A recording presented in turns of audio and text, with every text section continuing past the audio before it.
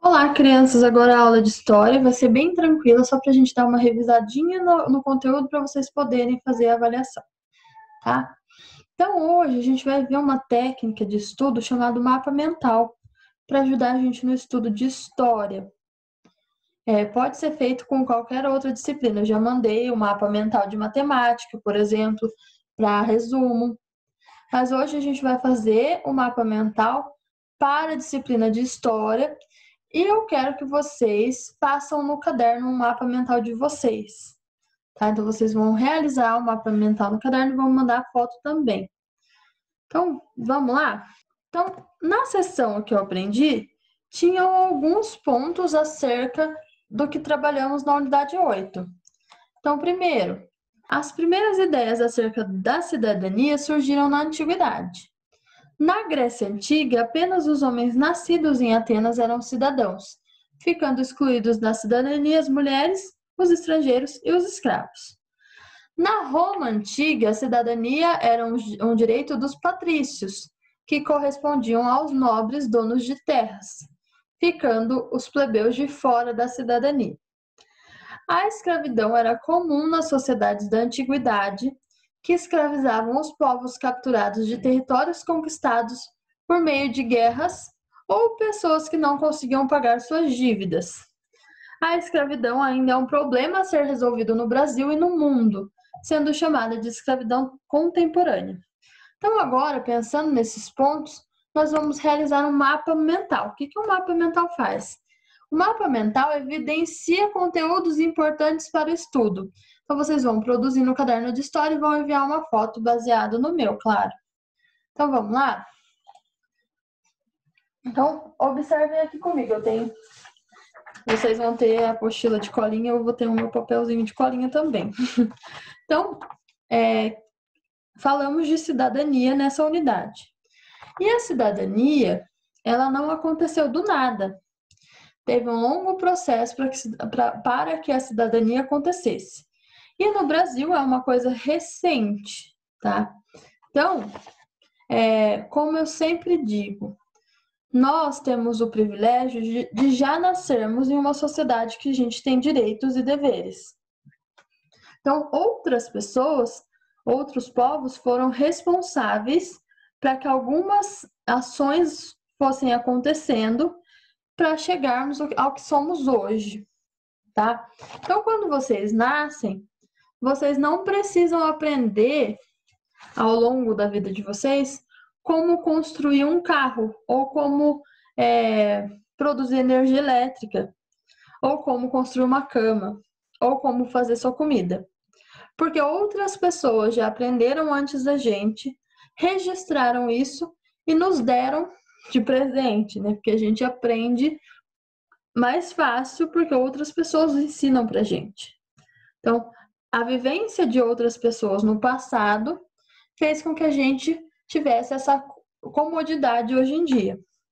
Então, assim como esses elementos que eu falei, a energia, a construção de carros, a roda, foram conhecimentos que foram dados para a gente por povos antigos ou outras pessoas que estudaram e nos explicaram como fazer hoje em dia.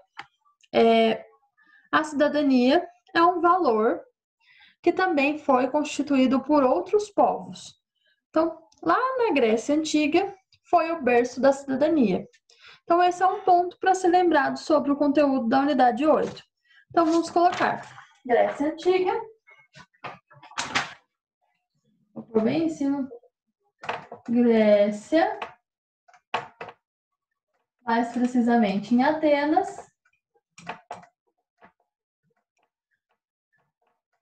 foi o berço da cidadania.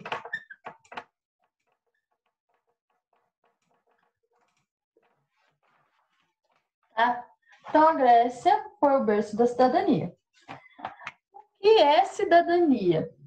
Então, cidadania nada mais é do que direitos e deveres de cidadãos. Então, o que a gente precisa lembrar sobre a cidadania na Grécia? Então, direitos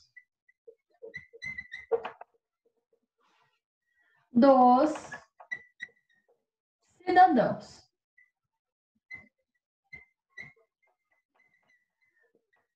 Naquela época, todo mundo era cidadão? Não. Então, na Grécia Antiga, não era todo mundo que era cidadão. Os únicos que eram considerados cidadãos eram os homens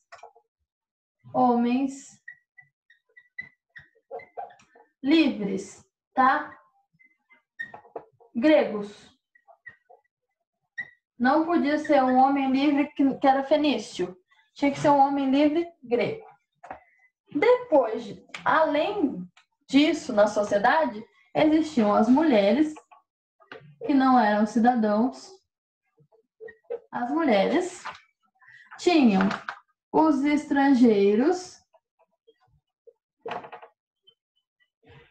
e também tinham os escravizados.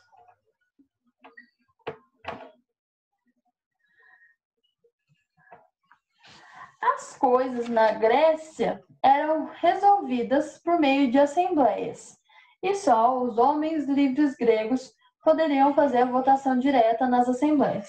Então, os gregos ensinaram pra gente o que é uma assembleia.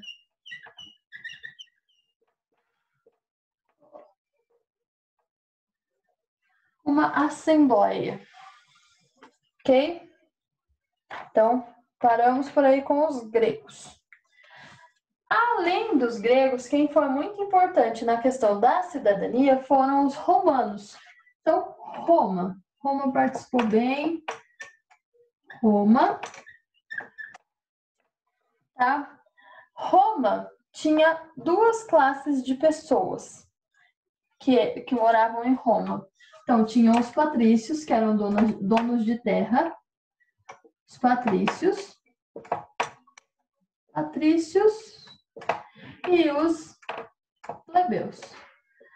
Além disso, Roma também contava com os clientes, que eram pessoas que viviam lá, mas não eram considerados cidadãos, só trabalhavam lá, assim como os estrangeiros da Grécia, e também tinham os escravos.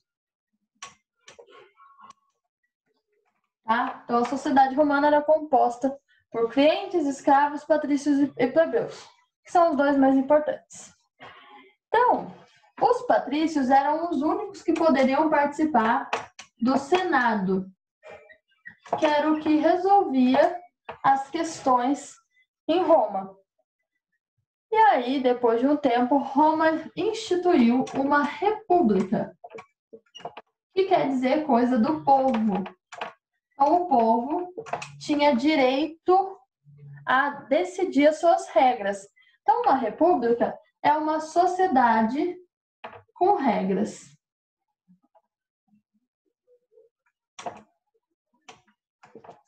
Com regras.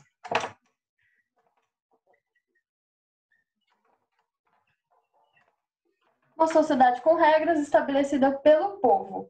No caso, o povo, os cidadãos, eram os patrícios, tá? Os plebeus nem faziam parte disso. Depois de um tempo, os plebeus começaram a se organizar melhor, se estruturaram melhor e começaram a ganhar algum dinheiro. E eles falaram, pô, tenho dinheiro, tenho minhas terras e não tenho direito a opinar?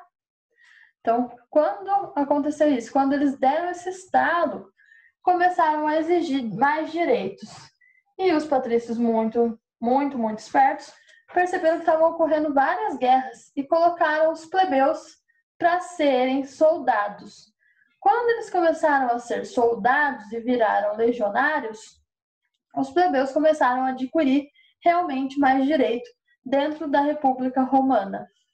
Então, a partir da República e do Exército, os plebeus se tornaram legionários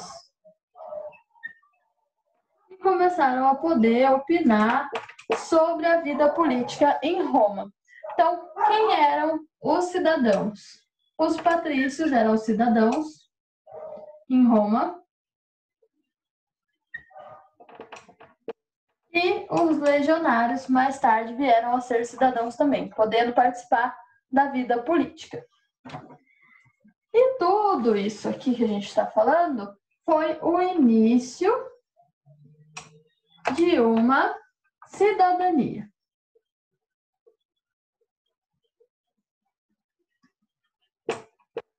E como se encaixam os escravos? Então, os escravizados da Grécia e os escravizados de Roma não tinham direitos.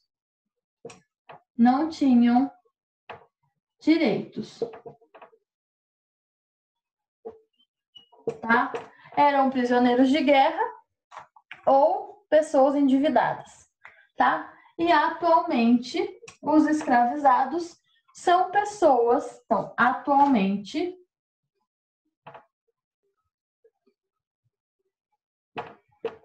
escravizados são pessoas com trabalho degradante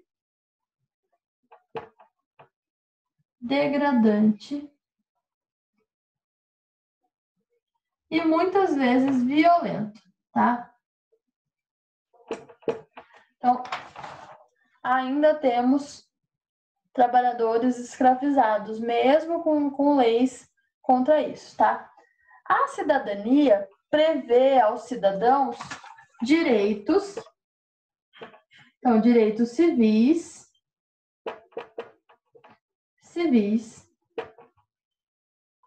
políticos e sociais. Então, direitos civis é o direito à igualdade, ao respeito. Direitos políticos, direito de poder eleger seus governantes, direito de cobrar ações, direito a se manifestar politicamente, e os sociais, direito à saúde, direito à educação, tá? Exemplos, tem muito mais direitos, tá? Nós também temos deveres diante de uma sociedade.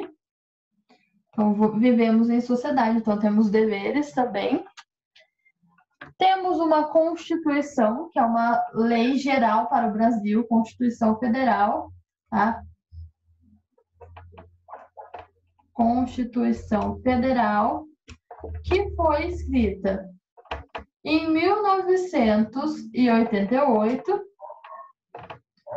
E além da Constituição Federal, para cuidar de algumas questões especiais, nós temos os estatutos, tá? Que são muito importantes para a manutenção de algumas regras, principalmente voltadas para um público específico. Por exemplo, Estatuto da Criança e do Adolescente, Estatuto da Igualdade Racial, tá? São estatutos específicos para um público específico, ok? Então, tudo isso a gente aprendeu na unidade 8, tá? Então, uma revisão da unidade. Pensando em tudo isso, vocês têm atividades para serem feitas. Além de construir o mapa mental de vocês vão ter que fazer mais 2 páginas da apostila. Vamos ver quais? Então, vocês têm como atividade as questões da página 193 e 194, ok? Então, ficamos por aqui. Qualquer dúvida, vocês podem me procurar. Beijos e até mais!